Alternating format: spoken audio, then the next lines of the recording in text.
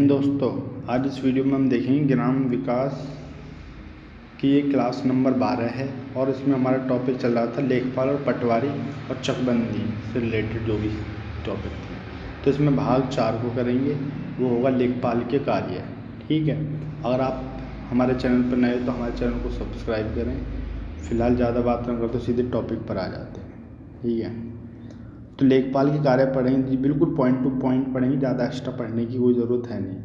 अगर आपको लगता है ज़्यादा पढ़ा रहे हैं कम पढ़ा रहे हैं तो आप सिलेबस लेखपाल का डिस्कस किया हो, आप उस वीडियो को देख सकते हो। ठीक है, तो लेखपाल के देखो कार्य हम पढ़ रहे हैं, राजस्व लेखपाल के देखेंगे, फिर चकबंदी लेखपाल की। तो आप इनको थोड़ा दिमाग में रखिएगा, क्वेश्चन पूछ सकता है। देखो, पहला तहसीलदार द्वारा प्रत्येक महीने की निर्धारित तिथि पर तहसील में उपस्थित होंगे। यानी कि तहसीलदार जो होता है हर महीने को कोई डेट फिक्स कर देता, उस डेट को सारे लेखपाल उपस्थित होते हैं। ये काम है। ठीक है, ये हो गया। कोई भी गांव में आपदा आ जाती है, बाढ़ होता है, सूखा होता है, फसल मर जाती है बरसात से, पाला, फसल रोग, मनुष्य का, पशुओं का रोग, कैसी भी जानकारी हो उसकी जो रिपोर्ट बना के लेखपाल कानूनगो को देता है। ठीक है, ये पूछ सकता है कि आपदा, बाढ़, सूखा, जानलेवा फसल रोग को रिपोर्ट बनाकर लेखपाल किसको देगा? कानूनगो को देगा। या कानूनगो को आपदा, सूखा, बाढ़, पाला की रिपोर्ट कौन देता? तो लेखपाल देगा। ठीक है, ये हो गई। अपनी रिपोर्ट को कानूनगो को दे देता, वो भी रजिस्ट्रार कानूनगो को, जहाँ पर वो रजिस्टर में अपने नोट कर लेता। उसी के आधार पर सरकार फसल, जैसे बरसात से फसल खराब हुई, उसी की रिपोर्ट के आधार पर सरकार जो वहाँ के किसानों को मुआवजा देती है। ठीक है, या कुछ सहायता कर देगी। तो लेखपाल काफ़ी बहुत बड़ा पद है अपने आप में। अब देखो लेखपाल को अपने कागजात, जैसे उसके मैंने आपको कागजात बताए थे, उसमें खसरा, खतौनी, दिनचर्या, बही, सीमा, घोतक चिन्ह थे ना, उनको तैयार करना होता है। कई कार्य रहता है, अपने कागजात को रेडी रखने का होता है। ठीक है, और प्रत्येक बोई गई फसल की जानकारी खसरे में दर्ज करता है। जो खसरा होता है ना, इसमें प्रत्येक वर्ष ये भूमि होती है, इसका क्षेत्रफल, मकान मालिक का नाम, इस पर कौन सी फसल बोई जा रही है, ये सब की जानकारी खसरे में नोट डाउन कर लेता है लेखपाल। ये आपको बताया भी था कागजात में। लेखपाल अपने हल्के की समस्त भूमि का, यानी कि लैंड मैनेजमेंट कमेटी का पदेन मंत्री होता है। यानी कि जो हल्के में उसकी जो भी भूमि आती है उसका मेन मंत्री लेखपाल होता है। उसके मर्जी के बिना मतलब ना कोई ज़मीन नापी जा सकती है, ना कुछ हो सकता है। ठीक है, ये हो गया।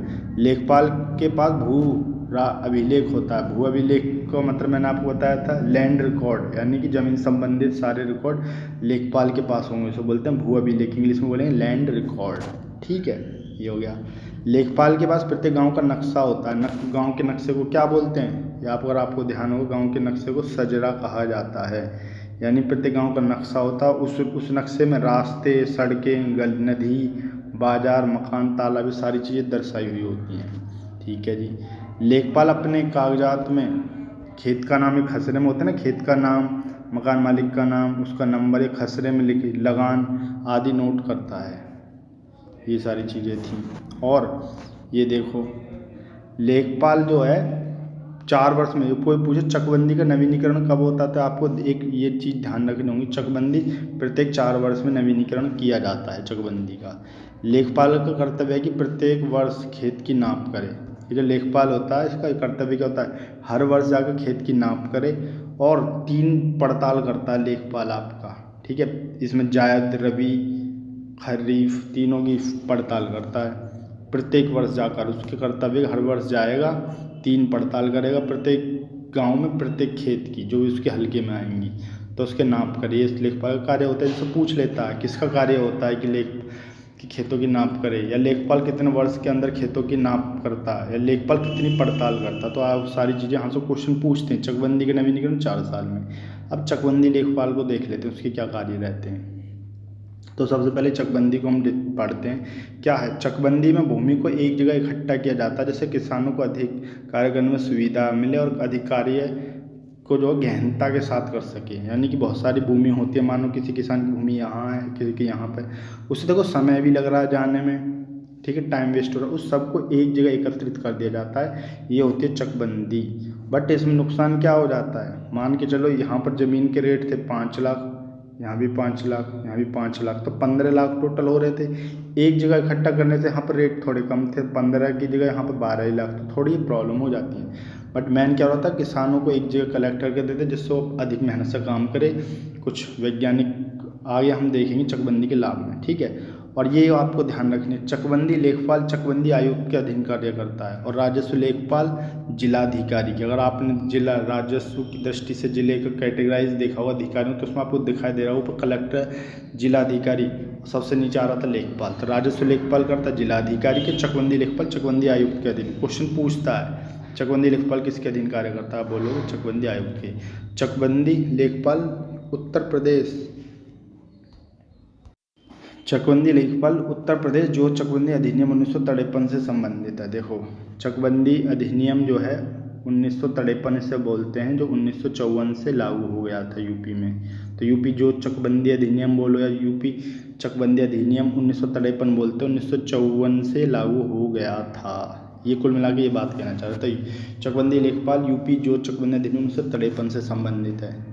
एक अधिकारी क्रम देख लीजिए। देखो चकबंदी लेखपाल होता है, इससे ऊपर होता है सहायक चकबंदी अधिकारी, फिर चकबंदी अधिकारी, बंदोबस्त अधिकारी, ऐसे ऐसे लास्ट में चकबंदी आयुक्त। हमने क्या बोलता है, चकबंदी आयुक्त के अधीन कार्य करता है लेखपाल, वही चीज़ यहाँ पर लिखी हुई है। चकबंदी लेखपाल से उधर राजस्व लेखपाल से ऊपर क्या होता था, कानून वो होता था, फिर तहसील, नायब तहसीलदार, फिर तहसीलदार, ऐसे ही ये है। चकबंदी लेखपाल से ऊपर रहेगा चकबंदी अधिकारी, सहायक चकबंदी अधिकारी, फिर चकबंदी अधिकारी, ठीक है। तो ये क्वेश्चन पूछ लेता चकबंदी आयुक्त की। अब यूपी में इसको भी पढ़ते हैं, जो पॉइंट अब ये जो पॉइंट दे रखे हैं यहाँ से क्वेश्चन पूछता है, इसलिए आपको इसको ध्यान से पढ़ना है। देखो यूपी में तहसील दिवस प्रत्येक महीने के पहले और तीसरे मंगल को मनाया जाता है। यूपी में क्या तहसील दिवस, या इसको बोल सकते हैं संपूर्ण समाधान दिवस। तो एक महीने में 2 बार, तो एक वर्ष में कितनी बार, 24 बार मनेगा। तो क्वेश्चन पूछ लेता है कब मनाया जाता है, प्रथम व तृतीय मंगलवार के दिन, और भी 10 बजे। ये क्वेश्चन पूछता है कितने बजे मनाया जाता है। तो क्वेश्चन है यूपी में तहसील दिवस है संपूर्ण समाधान दिवस प्रथम व तृतीय मंगलवार को 10 बजे मनाया जाता है, और साल में 24 हो जाएंगे, ठीक है। किसी गाँव के नक्शे को सजरा कहते हैं, आपको बता चुका हूँ, ठीक है। और ये पड़ताल जो मैं आपको बता रहा था, लेखपाल प्रत्येक गाँव प्रत्येक वर्ष खेत की नाप तो करेगा और 3 पड़ताल करता है, ठीक है। कितनी पड़ताल करेगा, 3 पड़ताल, इसे निरीक्षण भी बोलते हैं। प्रत्येक गांव में जाकर प्रत्येक खेत की 3 पड़ताल, प्रथम द्वितीय तृतीय। तो प्रथम पड़ताल जो होती है वो खरीफ की पड़ताल होती है, दूसरी रबी की, तीसरी जायद की। तो डेट भी यहाँ पर पूछ लेता है एग्जाम में, कब से, यानी कि पहली पड़ताल करता है 10 अगस्त से 1 जनवरी 1 मई से, ठीक है। प्रथम पड़ताल पूछ सकता है। खरीफ की पड़ताल कब से करता है, आप बोलोगे ये क्या कब से करता है, तो आप साफ बोलोगे कि 10 अगस्त से। रवि की पड़ताल करते 1 जनवरी से, ठीक है जी, ये हो गया। अब राजस्व लेखपाल, इससे संबंधित कुछ बातों को पढ़ लेते हैं क्या है। राजस्व लेखपाल जिलाधिकारी के अधीन कार्य करता है, ठीक है, ये था। और चकबंदी लेखपाल चकबंदी आयुक्त के। जिले का सर्वोच्च राजस्व अधिकारी की बात करेंगे जिले का, तो जिलाधिकारी होता है, या उसको क्या कलेक्टर बोल सकते हैं। कलेक्टर ऑप्शन में कलेक्टर लगाएंगे, जिलाधिकारी या जिलाधिकारी लगाएंगे। अगर दोनों हैं तो आप किसको लगाओगे, तो लगाओगे आप कलेक्टर को, क्योंकि कलेक्ट करना, राजस्व का मतलब क्या होगा, कलेक्ट करना, ठीक है जी। अब तहसीलदार का प्रमुख कार्य क्या होता है, भू राजस्व प्रशासन का संचालन करना तहसीलदार का प्रमुख कार्य होता है। और गांव में भू राजस्व की वसूली का कार्य लेखपाल का होता है। पूछेगा गांव में भू राजस्व की वसूली का कार्य किसका होता है, लेखपाल का होता है। तो इस प्रकार लेखपाल के जो कार्य होते हैं वो समाप्त हो जाते हैं। इसके बाद हम पढ़ेंगे चकबंदी। चकबंदी कितने प्रकार के, चकबंदी के लाभ, समस्याएं, कुछ पॉइंट, और उसके बाद ये हमारा टॉपिक ख़त्म हो जाएगा नेक्स्ट पार्ट में। अगर आपको मेरा प्रयास अच्छा लगा हो तो आप चैनल को सब्सक्राइब करें और शेयर भी करें वीडियो को, जिससे मुझे भी मोटिवेशन मिले, मैं और अच्छा कंटेंट डिलीवर करने का प्रयास करूँ। मेरा प्रयास, मेन प्रयास यही है कि उन बच्चों तक ये कंटेंट पहुंच जाए जो कोर्स नहीं ले पाएंगे। किसी भी तरीके से उनको कहीं भी हताश नहीं होना है कि नहीं हम कहीं पिछड़ रहे हैं। बस फिलहाल आज की वीडियो में इतना ही, फिर मिलते हैं किसी और वीडियो में। जय हिंद, जय भारत।